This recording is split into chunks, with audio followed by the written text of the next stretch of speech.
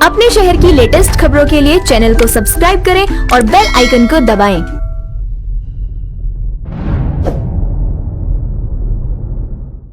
नमस्कार, आप देख रहे हैं भारतीय बुलेटिन और हुंकार मीडिया। जैसा कि आप हमें देख रहे हैं, हम लोग फरीदाबाद के अशोका में हैं और यहाँ अभी राष्ट्रवादी जनलोक पार्टी की कार्यकर्ता मीटिंग हो रही है और ये मीटिंग बराबर ये जिले स्तर पे या ब्लॉक वाइज करते रहते हैं। किस तरह से राष्ट्रवादी जनलोक पार्टी पैर पसार रही है फरीदाबाद में, पूरे भारत में, इनसे बात करेंगे और जानने की कोशिश करेंगे कि अभी अशोका में किस प्रकार की ये मीटिंग इन्होंने की है और कितनी सीटों पे राष्ट्रीय लोकवादी जनता पार्टी चुनाव लड़ेगी, क्या इनके एजेंडे हैं, क्या मुद्दे हैं। आज इनसे बात करते हैं। हमारे साथ राकेश जी हैं, राकेश जी से बात करेंगे, जानने की कोशिश करते हैं। राकेश जी, बहुत बहुत स्वागत है आपका हमारे चैनल भारतीय बुलेटिन और हुंकार मीडिया में। जी बहुत बहुत धन्यवाद आपके चैनल के सभी दर्शकों, व्यूअर्स, फॉलोअर्स, आप सभी का बहुत बहुत धन्यवाद। आज आप हमारे इस कार्यक्रम को कवर कर रहे हैं और आज राष्ट्रवादी जनलोक पार्टी की फरीदाबाद लोकसभा की एक मीटिंग रखी गई, जिसमें हमारे फरीदाबाद लोकसभा के नवनियुक्त प्रभारी बनाए गए हैं। हमारे राष्ट्रवादी जनलोक पार्टी के राष्ट्रीय प्रवक्ता पवन सोम जी आज हमारे बीच पहुंचे हैं और उन्होंने फरीदाबाद लोकसभा प्रभारी के पद पे अपना कार्यभार संभाला, जिसके स्वागत में आज हमारे फरीदाबाद जिला के अध्यक्ष सौरभ राणा जी और परवल के जिला अध्यक्ष ललित ठाकुर जी और इनकी पूरी पदाधिकारी, पूरी कार्यकारिणी ने और हम सब ने यहाँ पहुंचकर इनका स्वागत और सम्मान किया है। इसके लिए मैं इन सभी पदाधिकारी, कार्यकर्ताओं का धन्यवाद करता हूं। जी, आपसे जानना चाहेंगे राकेश जी, अभी ये किस प्रकार की मीटिंग आप कर रहे हो, बराबर अपना कुनबा बढ़ाने के लिए बराबर आप सक्रिय हो। राष्ट्रवादी जनलोक पार्टी पूरे हरियाणा प्रदेश में सभी विधानसभाओं पे एक बूथ 11 यूथ का एक प्रोग्राम करने जा रही है और लगभग पिछले 2 से 3 महीनों से पूरे प्रदेश में हमने एक कैंपेन चलाया हुआ है कि हर बूथ पे हम अपने 11 बूथ योद्धा नियुक्त कर रहे हैं। जो पार्टियां या जो भी उम्मीदवार चुनाव से 2-3 दिन पहले अपने बूथों का गठन करते हैं, चुनाव से 2-3 दिन पहले अपने बूथों के बैग तैयार करते हैं, वोटर लिस्ट तैयार करते हैं, पेन पेंसिल करते हैं, तो राष्ट्रवादी जनलोक पार्टी 5 से 6 महीने पहले ही अपने सभी प्रत्याशियों को या अपने सभी उम्मीदवारों को अपने अपने बूथों के बैग तैयार करके दे देगी और बूथों पे हमारे एक बूथ पे 11 यूथ, हमने नाम रखा है 11 बूथ योद्धा, सभी बूथों पे तैयार कर देंगे। जो पार्टियां या प्रत्याशी चुनाव से 3 दिन पहले जो कार्य करते हैं, बूथों के बैग देने, बूथों के पदाधिकारी तैयार करने, बूथ एजेंट तैयार करने, वो सब कार्य हम चुनाव से 5-6 महीने पहले ही पूरे प्रदेश में तैयार कर देंगे। उसी कैंपेन को लेकर आज हमारे फरीदाबाद जिले के प्रभारी पवन सोम जी आए हैं। वो उस कार्य को गति देंगे, कार्य की समीक्षा करेंगे और उस कार्य को आगे और भी बेहतरीन तरीके से कैसे किया जाए वो बातें यहाँ रखेंगे कार्यकर्ताओं के बीच और निरंतर अगले 1 साल तक आप हमारे बीच ही रहेंगे। जी, नए प्रभारी बनाए गए हैं, उनसे बात होगी, उनसे जानने की कोशिश करेंगे कि जिले स्तर पर वो किस प्रकार की कार्यकारिणी तैयार कर रहे हैं, क्या जाति समीकरण है, क्या जाति समीकरण की भूमिका क्या रहेगी इलेक्शन में, उनसे बात होगी। सर, बहुत बहुत स्वागत है आपका हमारे चैनल भारतीय बुलेटिन और हुंकार मीडिया। मैं आपके सभी दर्शकों को बहुत बहुत शुभकामनाएं देता हूँ और मेरा इसमें ये कहना है कि जिस तरह से फरीदाबाद जो लोकसभा है वो काफ़ी महत्वपूर्ण लोकसभा है और हरियाणा का जो चुनाव है वो इस देश में काफ़ी महत्वपूर्ण दृष्टि से उसको देखा जाता है, क्योंकि आपको पता है कि लोकसभा चुनाव जो है उसमें जब आम चुनाव होते हैं तो वहाँ पर हम प्रधानमंत्री का चयन करते हैं और जो प्रधानमंत्री है वो पूरे देश की दशा को बदलने का कार्य करते हैं। लेकिन ये काफ़ी दुख की बात है कि इस बार ऐसा नहीं हुआ। देश ने जिनको चुन करके पूरे देश की कमान दी थी, मोदी जी को, उन्होंने देश में अराजकता के अलावा और वो कहते हैं कि साहब हम जाति को ख़त्म कर देंगे, एक जाति रखेंगे, लेकिन बड़े दुख की बात है कि वो खुद को तो ओबीसी बताते हैं कि मैं ओबीसी से आता हूँ और सबसे बड़ी जातिवादी होने का सर्टिफिकेट वो हर दिन बैठ करके न्यूज़ चैनलों पर देते रहते हैं। तो मेरा कहना ये है कि सबसे पहले तो हम ये जो प्रॉब्लम है इस फरीदाबाद जो आपकी लोकसभा है उसमें एक बहुत बड़ी प्रॉब्लम है।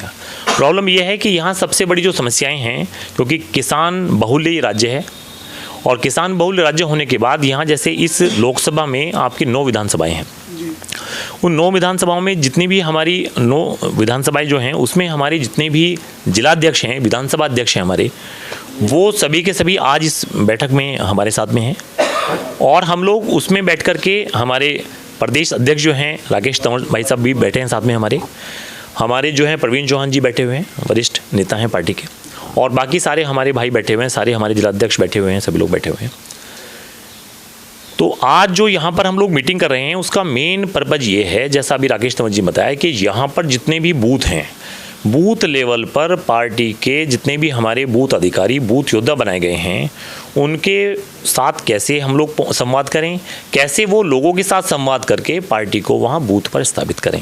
क्योंकि आप जानते हैं कि किसी भी पार्टी में बूथ पर लोगों का खड़ा होना और बूथ लेवल पर जो हमारे कार्यकर्ता हैं उनका वहाँ बनना, ये बहुत ज़रूरी होता है। आने वाले आम चुनाव हैं, मार्च में हैं, आप जानते हैं। उसके बाद हमारे जो विधानसभा के चुनाव हैं वो अभी सितंबर में आने वाले हैं। तो एक तरह से ये लोकसभा के जो चुनाव हैं ये हमारे लिए एक सेमीफाइनल की तरह से हैं विधानसभा चुनाव के लिए। तो उसी परिप्रेक्ष्य में हम पूरे आपके हरियाणा प्रदेश में, जिसमें 90 आपकी विधानसभाएँ पड़ती हैं, उसमें से अभी से 35 से 40 विधानसभाओं पे अभी हम लोग बना चुके हैं, अपने बूथ के अध्यक्ष बना चुके हैं, बूथ के उसमें योद्धा बना चुके हैं हम लोग, 10 बूथ योद्धा और एक जो है बूथ के अध्यक्ष बने जा रहे हैं। सर, मैं एक सवाल पूछना चाहूँगा आपसे कि पार्टी की टैगलाइन क्या है और किस प्रकार के वोटर्स को लुभाने का काम कर रही है आपकी पार्टी, क्योंकि पार्टी नहीं है और पार्टी बराबर पैर पसार रही है पूरे भारत में। फरीदाबाद में हम कवरेज करते हैं तो हम देखते हैं, तो किस प्रकार से आप, मतलब how do you connect the voters इन, इस तरह से आप कैसे आप डिफाइन करोगे इस चीज़ को, किस तरह की आप वोटर्स को अपनी तरफ अट्रैक्ट कर रहे हो ताकि वो आपसे पार्टी से जुड़े, ज़्यादा ज़्यादा आप जोड़ पाओ, कनेक्ट कर पाओ लोगों को? देखिए क्या है, जो पार्टी की टैगलाइन है वो है, हम अपना अधिकार छोड़ेंगे नहीं और किसी दूसरे का अधिकार छीनेंगे नहीं। इसका मतलब ये है कि पार्टी के जो अपने हमारे जो पार्टी जिन लोगों को रिप्रेजेंट करने जा रही है, जो मुख्य रूप से जो है स्वर्ण समाज जो हमारा जो है, जो जिसका आज हित के बारे में कोई पार्टी नहीं सोचती है, तो मुख्य रूप से हम स्वर्ण समाज की बातों को उठाने वाले हैं। लेकिन ऐसा नहीं है कि हम जाकर के जो दलित समाज, ओबीसी हैं, आपके दलित समाज हैं, उनका हक छीनने वाले हैं। क्योंकि एक बात जानने की यहाँ ये है कि जो दलित समाज की होने का जो दम भरती हैं पार्टियाँ, वो दलित समाज में एक ही जाति का भला करती हैं। नौकरी एक ही जाति को मिलती है। जैसे ओबीसी है, ओबीसी में समाजवादी पार्टी है, तो समाजवादी पार्टी जब सत्ता में आती है तो केवल यादव समाज को नौकरी देती है। लेकिन ओबीसी के जो और अन्य जातियां हैं उनका क्या? तो जब भी हमारी पार्टी सत्ता में आएगी, हम जो भी नौकरी ओबीसी के हिस्से में आएगी, अगर 4 नौकरी आती हैं तो 4 की 4 नौकरियां ओबीसी के अलग अलग जातियों में बांटी जाएंगी। वो एक जाति को उसका पूरा जो है भरपूर लाभ नहीं मिलेगा। तो सबसे पहला ये है कि जो हमारा अपना अधिकार है, जो हमारे अपने समाज के बच्चे हैं जो आज बहुत तेज़ी से बेरोजगार होते जा रहे हैं, उसका मुख्य कारण है, आप जानते हैं, आरक्षण है। उसका मुख्य कारण है बहुत तेज़ी से समाज में लोगों को पढ़ने का अवसर ना मिलना।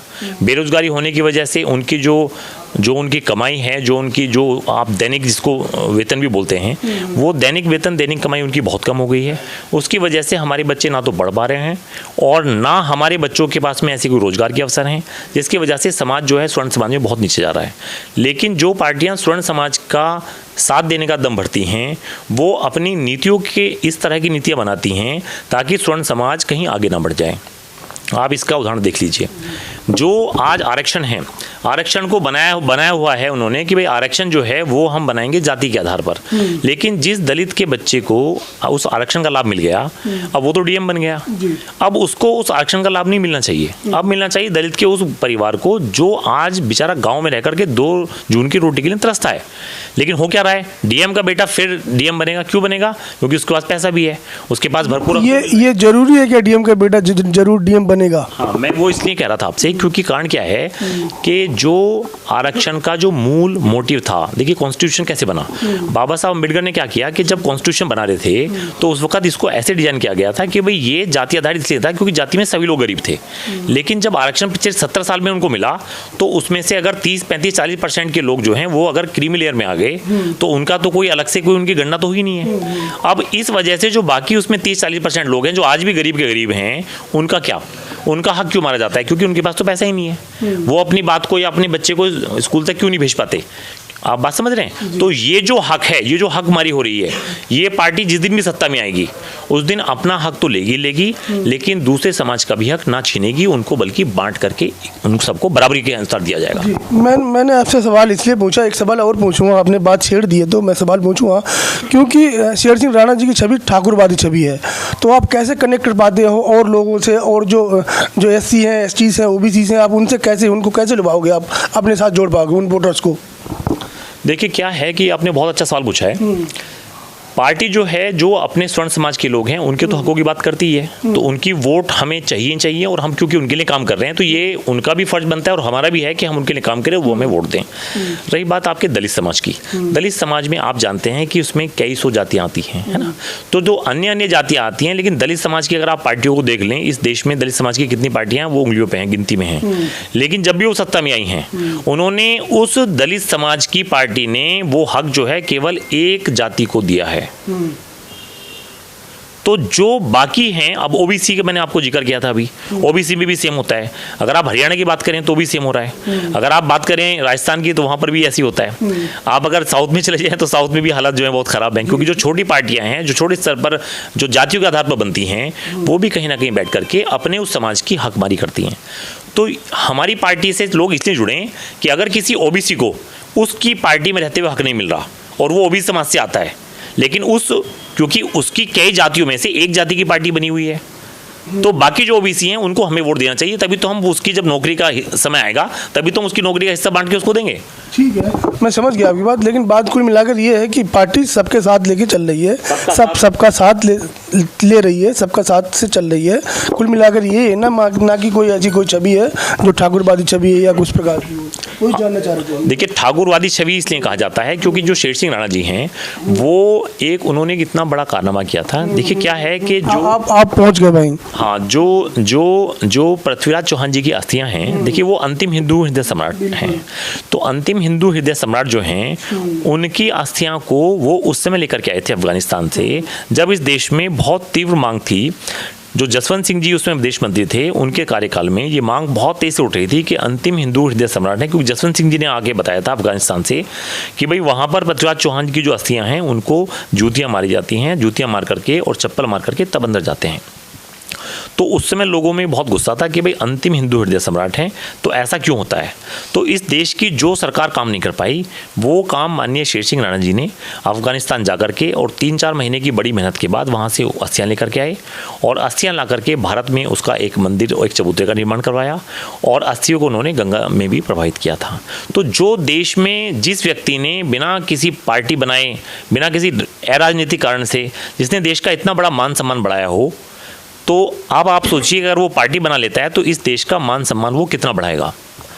तो ये जो बात है, ये बात सारी पार्टियों को एक नसीहत के तौर पे देखनी चाहिए कि ये पार्टी एक ऐसे राष्ट्रवादी व्यक्ति की पार्टी है जो बड़ी बड़ी सरकारें नहीं कर पाई, वो उस अकेले व्यक्ति ने तब जाकर किया कि जब 2004 में वहाँ तालिबान का शासन था। और तालिबान आज तो सरकार के रूप में है, वहाँ सरकार है, पूरी मशीनरी है, पूरे मंत्रालय हैं। उस समय ऐसा कोई सिस्टम नहीं था, उस समय तालिबानी राज्य था और बड़ी अराजकता थी। हर मोहल्ले में एक थाना था, हर मोहल्ले में एक व्यक्ति AK-47 ले घूमता था। तो उस समय ऐसे आए राजनीतिक माहौल में उन्होंने जो है अफगानिस्तान से अंतिम हिंदू हृदय सम्राट की अस्थियाँ लेकर के आए थे। तो यह राष्ट्रवादियों की पार्टी है और मेरा ऐसा विश्वास है कि आने वाले चुनाव में हम हरियाणा के अंदर में इनेलो के साथ क्यों गठबंधन है हमारा, तो हम यहाँ पर सरकार बनाने जा रहे हैं। इनेलो जो है वो मुख्यमंत्री के रूप में अपना उनका कोई कैंडिडेट आएगा और उसके बाद में हमारी जो पार्टी है वो सत्ता में शामिल होगी और हम इस पूरे हरियाणा की जो दशा आज खराब है उस दशा को ठीक करने के लिए हम काम करेंगे। ठीक है, राकेश जी से एक सवाल पूछूंगा मैं। राकेश जी, आप इनेलो के साथ गठबंधन की बात कर रहे हो, तो क्या जाति समीकरण कितने मतलब निर्णायक भूमिका निभाएंगे, क्योंकि आप जान ही रहे हो जाट समुदाय, गुर्जर समुदाय से ज़्यादा ही बहुसंख्यक लोग हैं हरियाणा में, तो आपकी पार्टी कितनी खरी उतरेगी, जानना चाहेंगे आपसे ही। देखो, हरियाणा में मूलतः क्षत्रिय समाज 11% है और 11% के साथ जिसके साथ भी गठबंधन हम करेंगे वो पार्टी सत्ता में आएगी। जैसे कि आज इनेलो से गठबंधन है तो इनेलो के साथ राजपूत समाज 11%, हमें राष्ट्रवादी जनलोक पार्टी के साथ गठबंधन होता है। निसंदेह ही इनेलो RJP गठबंधन सरकार बनाएगा और जिस तरह से दोनों पार्टियों की विचारधारा सेम है तो ठीक उसी प्रकार से कार्य करेंगे आगे से। ठीक है, ठीक है। एक सवाल और पूछूंगा आपसे कि आप जब सत्ता में आते हो, गठबंधन सरकार बनाते हो, तो आप पहली प्राथमिकता आपकी क्या रहेगी? बहुत सारे लोग ये सब अग्निवीर ये तो चलते हैं मुद्दे, आपकी ऐसी क्या प्राथमिकता रहेगी जो सबसे पहले आप काम करोगे? देखो, पूरे प्रदेश या देश के युवाओं से मोदी जी ने कहलवाया कि मैं भी चौकीदार, मैं भी चौकीदार, मैं भी चौकीदार। ये उन सब युवाओं से नारा लगवाया ना। और जब मैं भी चौकीदार बनकर मोदी जी सत्ता पे बैठ गए तो मोदी जी ने उन बच्चों पे, उन युवाओं पे जो नारे लगा रहे थे ना मैं भी चौकीदार, उन पे लाठी चलाई, उन पे आंसू गैस के गोले छोड़े और उन पे मुकदमे दर्ज करे, हार्ड चार्जेस लगवाए। अग्निवीर फिल्म का, अग्निवीर योजना का विरोध कर रहे थे। तो राष्ट्रवादी जनलोक पार्टी हर मंच पे कहती है जब भी राष्ट्रवादी जनलोक पार्टी सत्ता में आएगी पहली कलम से अग्निवीर योजना को ख़त्म करेगी। और अग्निवीर योजना से पहले जिन युवाओं ने भर्ती देख रखी थी, फिजिकल टेस्ट वगैरह सारे इंटरव्यू, सारे मापदंड पूरे कर रखे थे, उन सभी युवाओं को उसी पुरानी पॉलिसी के तहत नौकरी देने का काम करेगी। अच्छा, ये युवाओं को लुभाने का एक बड़ा वादा है आपने कर दिया है चैनल के माध्यम से। देखो असल में अभी चर्चा कर रहे थे आपसे आने से पहले, हमारे ज़्यादातर ग्रामीण में हमारे युवा सुबह 4 बजे उठ के 5 बजे उठ के दौड़ लगाते थे, एक्सरसाइज करते थे, भागते थे और उनके पास एक रोज़गार था फौज पुलिस। अब वो फौज को भी सरकार ने ख़त्म कर दिया। अब उनके पास क्या रोज़गार है? सरकार ने 65 से 70% जिस क्षेत्र में क्षत्रिय समाज की भागीदारी थी, फौज में 65 से 70% क्षत्रिय समाज की भागीदारी थी। मोदी जी ने आते ही सबसे पहले क्षत्रिय समाज को ये तोहफा दिया। जो 98% क्षत्रिय समाज भाजपा को या मोदी जी को वोट करता है, वो मोदी जी ने आते ही क्षत्रिय समाज को तोहफा दिया कि जिस क्षेत्र में आपको 65% रोजगार था, 70% रोजगार था, उस रोजगार को ख़त्म किया। तो पहली प्रायोरिटी तो हमारी यही होगी, इस अग्निवीर योजना को ख़त्म करेंगे। जी, अभी बात करेंगे इनके कंधों पे, हाँ सौरभ भाई के कंधों पे यहाँ बहुत बड़ी कमान है। ये हाँ जिला अध्यक्ष और मीटिंग बराबर अंजाम देते रहते हैं, मीटिंग्स कराते रहते हैं। सौरभ भाई, किस प्रकार की राजनीति आप अपने स्तर पे कर रहे हो? अभी जिले लेवल पे किस तरह से कनेक्ट करते हो, अपने कार्यकर्ताओं को जोड़ते हो, जो आप मीटिंग कराते हो, किस तरह की मीटिंग कराते हो आप पार्टी को आगे बढ़ाने के लिए? सबसे पहले तो आपके सभी दर्शकों को मेरा हाथ जोड़ के प्रणाम। और मैं ये चाहता हूँ कि आपके सभी दर्शक हमारी बात ध्यान से सुनें और उसको समझें कि हम कहना क्या चाहते हैं और आगे हम क्या करना चाहते हैं। अगर हम फरीदाबाद की बात करें तो फरीदाबाद का जो विकास है, आप नगर निगम को देख लो तो सभी जगह गंदगी फैली पड़ी है, नालियाँ भरी पड़ी है, सड़कें पूरी बनी नहीं है और जो सरकारी स्कूलें हैं वो भी बहुत अच्छी व्यवस्था स्कूलों की नहीं है। तो हम जितना भी सरकार में भागीदार होने के बाद जब भी सरकार में आएंगे, सबसे पहले जो ये मूलभूत जो सुविधाएं हैं, जो सड़कें नहीं बनी हैं, स्कूल नहीं है सरकारी, और जो नालियाँ नहीं हैं, ये कूड़े की व्यवस्था नहीं है, ये सारे काम सबसे पहले, ये जो छोटे स्तर के काम हैं जो बहुत बड़े नहीं हैं, जो अब तक कई सालों पहले हो जाने चाहिए थे, ये काम लगभग अब से 5-10 साल पहले हो जाने चाहिए थे, है ना। 10 साल आए हुए लगभग सरकार को होने जा रहे हैं और अभी तक ये छोटे छोटे काम ही नहीं हो पाए हैं। सबसे पहले आके ये ही काम करे जाएंगे, उसके बाद आगे की जो रणनीति है वो बनाई जाएगी। सर भाई, एक बात और पूछना चाहूँगा आपसे, क्योंकि आप बार बार पार्टी की मीटिंग कराते रहते हो, तो कितना बोझ आपके कंधों पे है? अभी आप लेके चल रहे हो क्योंकि पार्टी को आगे बढ़ाना आपकी जिम्मेदारी है, तो इस बारे में आप क्या कहोगे? ये कंधों पे बोझ नहीं है, ये हम अपना कर्तव्य समझ के, ये हमारा एक काम है, कार्य है हमारा, जिसको हम अपने दिल की स्वेच्छा से करते हैं और इसको हम आगे भी जब तक जीवित हैं इसको हम करते रहेंगे। तो जानना चाहेंगे लगभग कितनी मीटिंग हो जाती है महीने में? महीने में हम 4 से 5 मीटिंग तो हमेशा रखते ही रखते हैं और हर संडे को एक मीटिंग हम हमेशा रखते हैं अपने पलवल में, बल्लभगढ़ में, फरीदाबाद में और जितनी भी जगह है, जितनी भी विधानसभाओं में हर संडे हम एक मीटिंग ज़रूर रखते हैं। हाँ, हमारे साथ देखिए कि एक बुजुर्ग हैं, बाबूजी हैं, कार्यकर्ता हैं और कट्टर कार्यकर्ता हैं। इनसे भी जानने की कोशिश करेंगे कि इनके अभी क्या राय है, किस तरह से ये अपनी भूमिका का निर्वहन पार्टी के लिए करते हैं। क्या कहोगे सर आप?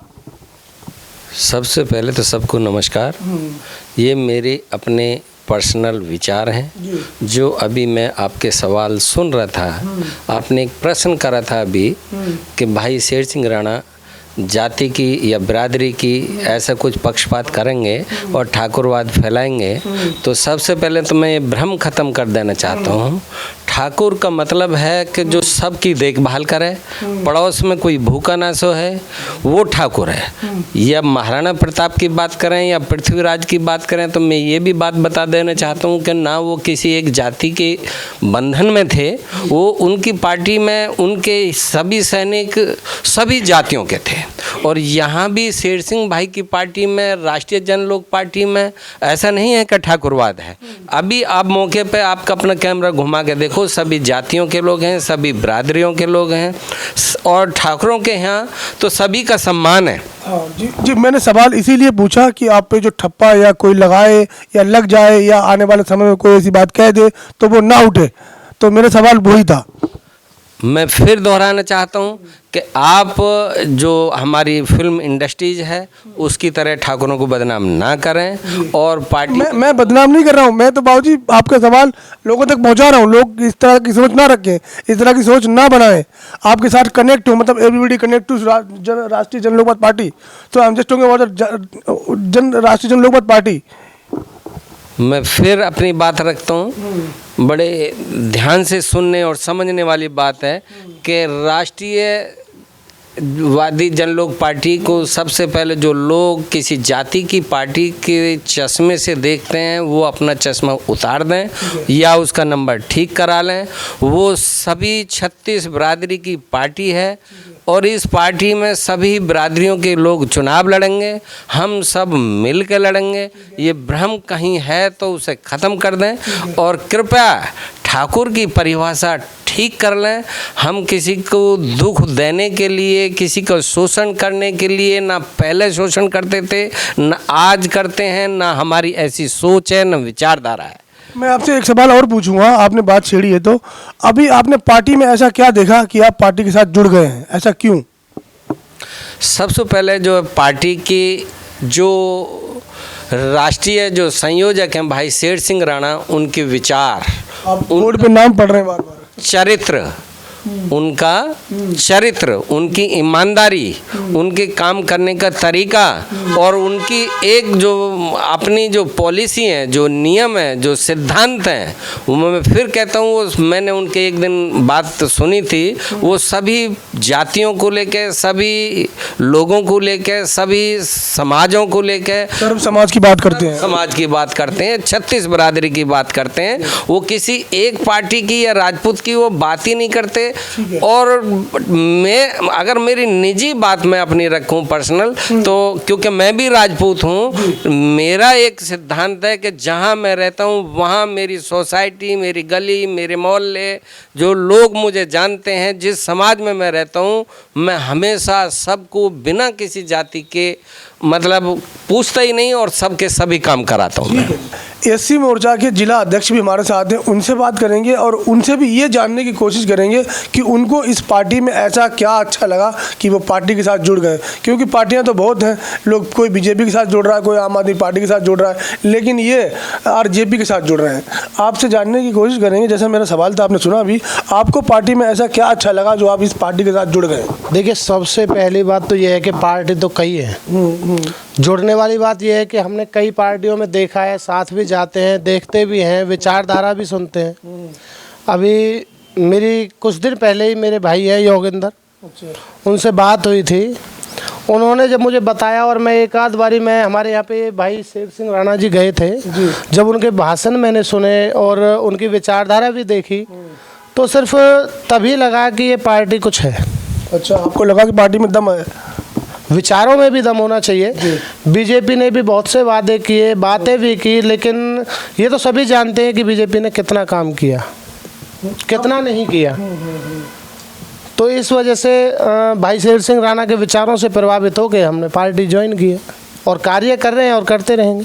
आप अभी किस प्रकार से पार्टी को आगे बढ़ाने के लिए काम कर रहे हो? देखिए, कभी अपने गांव में जाते हैं, अपने आस पड़ोस के क्षेत्र में जाते हैं, भाई हैं, बड़े बुजुर्ग हैं या युवा हैं, सबको एक साथ जोड़ते हैं और उनसे बातचीत करके उनको समझाने की कोशिश करते हैं कि राजनीति में कुछ नए लोग आए जो अच्छा करें। नहीं, राजनीति तो सिर्फ राजनीति जो होती है वो सिर्फ एक नेता के लिए होती है, और जो अगर पार्टी से चले तो एक गरीब वर्ग या एक कमज़ोर वर्ग को साथ लेके चले। वो पार्टी एक मिली जुली कार्यकर्ता जो होते हैं वो होते हैं। ठीक है, ठीक है। एक सज्जन और भी हमारे साथ हैं, इनसे बात करेंगे कि आपको पार्टी में ऐसा क्या लगा आप पार्टी के साथ जुड़ गए। तो पहले तो जानना चाहूँगा आपका शुभ नाम क्या है। मेरा नाम परवीन चौहान है। हाँ प्रवीण भाई, क्या ऐसा लगा आप पार्टी के साथ जुड़ गए, पार्टी की क्या विचारधारा है। देखो, पार्टी, किसी भी पार्टी से कोई भी व्यक्ति या व्यक्ति और आपस में व्यक्ति कोई भी जुड़ता है, किसी को विचारों को लेके जुड़ता है। बिल्कुल सही बात है। अगर जो आपको विचार किसी के समझ में नहीं आएंगे या अच्छे नहीं लगेंगे तो शायद आप उससे दोबारा बात नहीं करोगे। इस पार्टी की जो विचारधारा है वो बिल्कुल स्टीक और बिल्कुल क्लियर है। जैसा कि आप पार्टी का नाम से ही अंदाज़ा लगा सकते हो कि राष्ट्रवादी जनलोक पार्टी सत्य है। सत्य, सत्य का मतलब होता है सच, तो सत्य राष्ट्र यहाँ पे का मतलब होता है देशभक्त। ठीक है। देशभक्त जनता, देशभक्त जनता की पार्टी और सत्य, सत्य मतलब सच।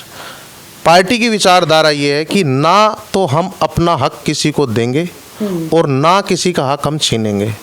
इससे स्पष्ट समझ में आता है। मैं ये कह दूं कि नहीं हम सबको हक देंगे, अपना नहीं लेंगे, तो ये तो एक झूठ हो गया। सही बात है। पहले ये कह रहे हैं कि हम अपना हक लेंगे और दूसरे को जिसका जो हक है वो उसको देंगे। अब देखिए, मेरे से पहले एक एससी समाज के भाई इस विचारधारा से जुड़े। अच्छा, क्यों जुड़े? क्योंकि उनको विचारधारा बिल्कुल स्टिक लग रही है कि भाई ये साफ बोल रहे हैं कि हम अपना हक किसी को नहीं देंगे, पर हम दूसरे का हक कभी लेंगे भी नहीं जो उसका हक है। तो उनको ये लगा कि भाई ये जो बंटवारा करेंगे, क्योंकि सवर्णों में, एससी में स्वर्ण नहीं घुस सकता और स्वर्ण में एससी नहीं घुस सकता, तो ये अपना हक तो अपने पास लेंगे सवर्णों का, और एससी समाज का जो हक है वो बराबर बांटेंगे, ना कि किसी एक जाति में बांटेंगे। जाटव समाज, वाल्मीकि समाज, धानक समाज, सब में बराबर बांटेंगे। अगर जो 1000 नौकरी निकली मान लो, और इसमें जातियां बहुत ज़्यादा हैं, मान लो 100 जातियां हैं, 1000 नौकरी लिखी, 10 नौकरी हर समाज को मिलेगी। तो उनको ये स्पष्ट दिखाई देता है अदर समाज को कि भाई ये जो बंटवारा करेंगे ना, ये बिल्कुल फिक्स करेंगे। क्यों करेंगे? क्योंकि इनके पास 10 ही लड्डू हैं। जो स्वर्ण के 2 लड्डू हैं वो तो ये खुद खाएंगे, उसमें हमारा कोई लेना देना नहीं। पर जो ओबीसी या एससी का लड्डू आएगा वो बराबर बांटेंगे, वो किसी एक को नहीं देंगे, वो बराबर बांटेंगे सब में। तो ये विचारधारा लोगों को समझ में आ रही है और इसी विचारधारा के साथ हम जुड़ रहे हैं कि हम देश में कोई भी गलत नहीं होने देंगे, हम सबका हक बराबर देंगे लोगों को और अपना हक भी लेंगे। हमारे साथ गाजियाबाद के जिला यूथ अध्यक्ष हैं सिसोदिया जी, इनसे बात करेंगे ये किस प्रकार से जिले में पार्टी को आगे बढ़ाने का कार्य कर रहे हैं। क्या कहोगे आप सिसोदिया साहब? पहले तो मैं आपके सभी दर्शकों को आपके चैनल के माध्यम से नमस्कार करूंगा और सर्वप्रथम आने वाले हिंदू त्यौहार जो हैं, दीपावली है, भाई दूज है, छठ पूजा है, उनकी बहुत बहुत शुभकामनाएं दूंगा समस्त देशवासियों को। और दूसरा आपने पूछा कि हम कैसे काम कर रहे हैं। आज मैं यहाँ पर उपस्थित हुआ हूँ हमारे राष्ट्रीय प्रवक्ता श्री पवन सोम जी के साथ में फरीदाबाद में, और हमारे साथ हमारे जिला यूथ उपाध्यक्ष हरीश चौहान जी भी उपस्थित हुए हैं। हमारे भाई हैं फरीदाबाद में, विधानसभा में, लोकसभा में कार्य कर रहे हैं, उनको समर्थन देने। क्योंकि पार्टी में कोई भी स्टेट हो, अगर हमारा कार्यकर्ता कहीं भी किसी भी स्टेट में है तो उसके साथ में है सर्वप्रथम। क्योंकि हमारे राणा जी की विचारधारा, हमारी पार्टी की विचारधारा यही है कि आप एक जगह के ना बन के रहें, सर्वप्रथम सभी समाज के और सभी जगह के बन के रहें। दूसरी चीज़ मैं बताना चाहूँगा हम वहाँ पर कैसे काम कर रहे हैं। हमारा काम करने का तरीका क्या है, हम अपने यूथ में जाके जितने भी भाई हैं, जैसे किसी विधानसभा में हम वहाँ पर सर्वे करते हैं कि कौन भाई हमारा एक्टिव है, कौन भाई आना चाहता है। हम उन्हें अपनी पार्टी की विचारधारा बताते हैं, हम राणा जी के बारे में बताते हैं और ये उन्हें इन बातों का आह्वान करवाते हैं कि आपको पार्टी में जुड़ने से क्या लाभ होंगे, पार्टी अगर अस्तित्व में आती है तो उससे क्या लाभ होंगे। किस तरह से आप अप्रोच करते हो सामने वाले को? अप्रोच करते हैं क्योंकि आज का बेसिक जो यूथ के अंदर जो बेसिक मुद्दा है यही है कि नौकरी। आज के टाइम में बहुत सारे व्यक्ति जो हैं, बहुत सारे युवा जो हैं बेरोजगार घूम रहे हैं। तो बेरोजगारी को दूर करने के लिए ज़मीनी स्तर पर काम करना होगा पार्टियों को भी और हमारे यूथ को भी। तो हमारी पार्टी यही कहती है हमारी राष्ट्रवादी जनलोक पार्टी का नारा भी यही है, ना किसी का अधिकार छीनेंगे और ना अधिकार छीनने देंगे, और हर समाज को, हर किसी बिरादरी को हमारे से लाभ होगा और उनको उनका हक दिलाने में आगे रहेंगे। तो आप किस मुद्दे की बात करते हो जिससे कि वो जल्दी से कनेक्ट हो जाते हैं आपके साथ? देखिए, मुद्दा बताओ आप। पहला मुद्दा तो यही है कि जो हमारे प्रभारी जी ने भी बताया था आपको कि किसानों को लेके, किसानों को के लिए आज के टाइम में कोई भी सरकार नहीं काम कर रही है। किसान वहाँ बॉर्डर पे बैठे रहे, उनको लाठीचार्ज हुआ, बट उन्होंने अपनी बातें मनवाई, बट पूर्ण रूप से नहीं मना पाए। तो एक ये भी मुद्दा है हमारा, और दूसरा मुद्दा है युवाओं के लिए कुछ ऐसे रोजगार पैदा करना जो आज की सरकारें नहीं कर पा रही है। जैसे कि आज के टाइम में युवाओं को रोजगार के अवसर प्रदान करना है, कि कंपनी के किसी कंपनी में जैसे निजी व्यवसाय प्रदान करना कि व्यवसाय कैसे शुरू करें। हमने एक कैंपेन भी चलाया हुआ है रोजगार सभा के नाम से गाजियाबाद में। वहाँ पर हम अपने युवाओं को बुलाते हैं, जैसे BA MA और जो भी ऐसे युवा हैं कि वो उस फील्ड से रिलेट करते हैं, तो उनको बुला के मीटिंग करते हैं। पहले उनके विचार सुनते हैं, फिर अपने विचार बताते हैं कि हाँ वो किस दिशा में कार्य कर सकते हैं, और फिर उनको सहयोग करते हैं। ठीक है जी, मैं समझ गया, लेकिन अब आपसे मैं निजी सवाल पूछूंगा कि अगली मीटिंग गाजियाबाद में आप कराओगे और हमें बुलाओगे? बिल्कुल, अगली मीटिंग गाजियाबाद में जितने कार्यकर्ता जोड़ रहे हो तो आप मीटिंग कराओगे, हमें बुलाओगे? बिल्कुल, आपका नंबर ले लेंगे और ज़रूर बुलाया जाएगा। हम तो चाहते हैं कि हम आपके माध्यम से हमारी राष्ट्रवादी जनलोक पार्टी का नाम बढ़े, क्योंकि शेर सिंह राणा जी को सभी जानते हैं। और एक स्कीम और है फरीदाबाद में, जो कि ऑलरेडी हमारी जो पार्टी है वो काम कर रही है, ओल्ड पेंशन योजना। ओल्ड पेंशन योजना पे काम कर रहे हो आप? ओल्ड पेंशन स्कीम, कोई भी सरकार इस मुद्दे पे अभी आगे नहीं आई है, बल्कि पेंशन की जगह ख़त्म कर रही है। आप देखेंगे कि फ़ौज में पेंशन ख़त्म कर दी, सरकारी जो PWD जो भी कर्मचारी हैं सबकी पेंशन ख़त्म कर दी अभी, और नेताओं की पेंशन बरकरार है, अपने नेताओं को पेंशन दे रहे हैं वो। हमारे जो शहीद हैं उनकी पेंशन ख़त्म। एक फ़ौजी हमारा वहाँ लड़ता है बॉर्डर पे, अपनी जान न्यौछावर करता है, उसको उसकी जब उम्र हो जाती है तो आने वाले टाइम में उसे कुछ नहीं मिलेगा। ठीक है, तो उस चीज़ों को लेके ये एक मेन मुद्दा है हमारा फरीदाबाद में या पूरे स्टेट में, जिसको लेके हमारी पार्टी आगे चल रही है कि ओल्ड पेंशन योजना बहाल होनी चाहिए और आगे जो सरकारी कर्मचारी हैं उनकी पेंशन आनी चाहिए। ये बड़ा मुद्दा, शुक्रिया, बहुत बड़ा मुद्दा है ये। अपने शहर की लेटेस्ट खबरों के लिए चैनल को सब्सक्राइब करें और बेल आइकन को दबाएं।